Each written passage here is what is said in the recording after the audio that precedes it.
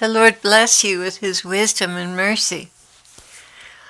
I asked the Lord what he wanted to talk to me about tonight, and I have to admit, this is not a conversation that I wanted to share with you. I'm really hesitant about sharing it, but under the yoke of obedience, I really do not have a choice. And I realized after I argued with him about this that when we're parents, mothers and fathers, we have to talk to our children about the good things they do and the bad things they do and how to build them up so that, they get a handle on life, get a grip on life, and don't keep on doing things that are destructive. So I feel like I'm putting my head under the guillotine, but that's all right. This is obedience, and I've got to do it. So I asked the Lord what he wanted to talk about tonight, and immediately he brought up this past situation where I was severely criticized by people. And he said, what is lacking truly is maturity and grace. It is so easy to rail on people who have failed you. So easy to pull apart churches and tear them to shreds when they've not brought forth my example of love. What is missing is the endorsement of those who nurture, those who care for the broken and seek out the wounded. All have fallen short, not one measures up, but my body must learn how to care for its sicker members. My body must learn how to nurse the broken back to wholeness. It is so much easier to denounce than to heal. Where's the compassion I displayed in my life? Where are the sick and lame being sought out and raised up? This generation has found it easier to dramatize and destroy than to seek the lost and the broken and heal their wounds. And I have to say here, that is my heart, is to seek the lost and the broken, people who don't feel that they are loved by God. I mean, this is such a lie from the devil, that they're not loved. And that is my whole heart, is to prove to them that the Lord does love them. I've been in this category of the lost and broken, so I know what it feels like. So he said, this generation has found it easier to dramatize and destroy than to seek the lost and the broken and heal their wounds. It is so much easier to put out a video condemning than it is to put out a video healing. Everyone has a bone of contention in their craw. Everyone can find something wrong with even the most spotless of my ministers. Tearing down what I took decades to build up is so easy and so reckless.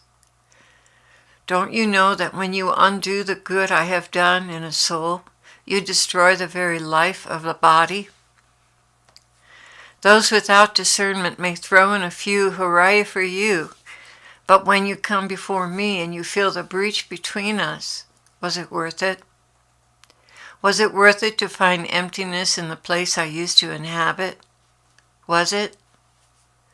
You have gained the approval of the undiscerning crowd, but injured me, downgraded me in the eyes of others who were looking to me for wisdom. Was it worth it? Now you feel that emptiness when you go to pray, for I have indeed turned a deaf ear to you. Repair the damage you have done to my servants, and I will return to you. Oh Lord, I have felt that disappointment. I know what that empty prayer closet feels like, lonely and cold without your sweet companionship. You've let me know in the past when I have violated charity and even took it upon myself to make pronouncements, judging where I had no access to the whole truth. I was truly usurping your authority. How good it was to be restored once I realized my error. Now I tremble when I catch myself judging. I dare not make pronouncements on this one or that one. I tremble even to consider that in my heart.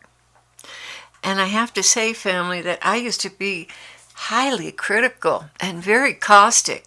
I mean, just really could be very, I could wield a razor with the best of them. Believe me, I really could. And the Lord revealed to me that is not the way of love. It is not my way. That's the way of pride and the world. And I don't approve of that behavior. I don't approve of that attitude. That is not my way. And he's been, working on it for a long time with me. I mean, being 69 years old, he's worked on it for probably a good 40 years in the sense of ministry. When he called me to ministry, he's been working on me for a long time to teach me that is not his way. So I've been extremely guilty of this in the past. And he continues here, you have learned through painful experience the fruits of this sin. You have learned that very often a fragile work of God is taking place in the vessel you were tempted to judge. You have seen the carnage following those who spread lies, rumors, opinions, not having all the facts but judging the motives and wisdom of my servants.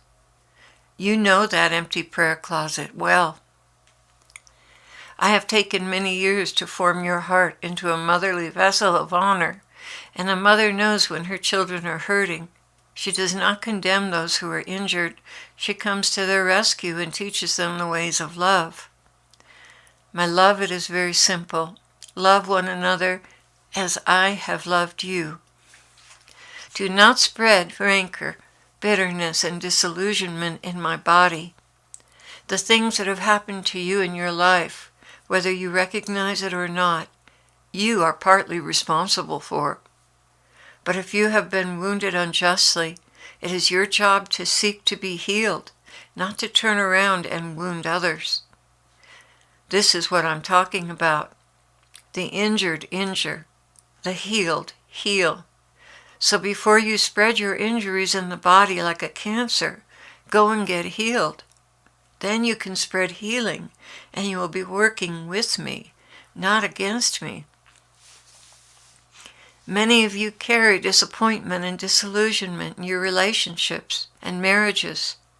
This has made bitterness the signature of your heart, and so you spread bitterness wherever you go, even to the innocent. I want to heal you. I want to repair the damage done to your heart. But you must seek me on a deeper level. I sent Claire to you because she knows what that means.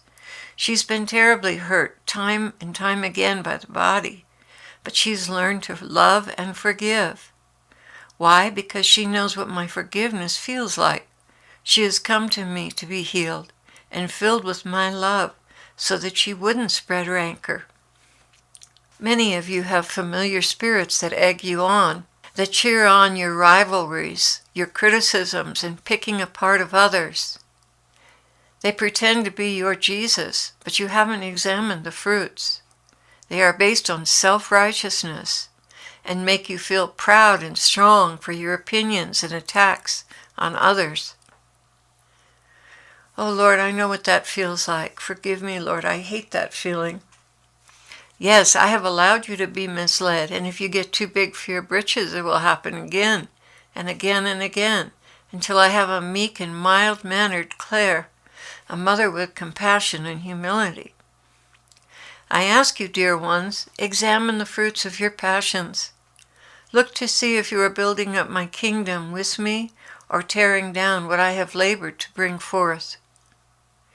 Look to see those who are getting growth and understanding coming closer to me and now have backed away because of your condemnations. Yes, examine the fruits closely. No doubt you will say to me, this proves that she's not hearing from God. Look how her familiar spirit defends her. But I say, look again. Look for the fruits. Judge by that, and you will have a more accurate picture of what's truly going on. Lord, I thought you told me to let this go. I really want it to be under the bridge and forgiven and over with. But you do not have to deal with the souls who are lonely for me and have been pushed away. Bear with me, Claire. I have something to say, even if it is through your very own mouth. What I want to say to those who have destroyed, what are you going to do for the souls you sent away? How are you going to provide for their enrichment and closeness to me? With more bitterness and rancor? Is this what I want my little ones nourished on? Indeed, isn't there enough of that in the world without stirring it up in my body? I am grieved at your hardness of heart, your jealousy, your errors in judgment. I am so terribly grieved, and I ask you, now that you've turned souls away from the feeding trough, what are you going to feed them with?